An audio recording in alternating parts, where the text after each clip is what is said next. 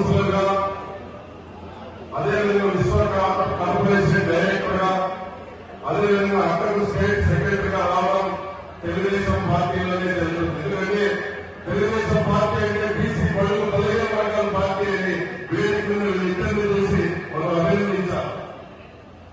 ఎంతో మంది వస్తుంటారు, పోతుంటారు, కానీ తెలుగుదేశం పార్టీ శాశ్వతం, తెలుగుదేశం కార్యకర్తల శాశ్వతం, తెలుగుదేశం నాయకుల శాశ్వతం ఈ సందర్భంగా తెలియజేసుకుంటూ ఎంతో మంది వక్తలు మాట్లాడతారు.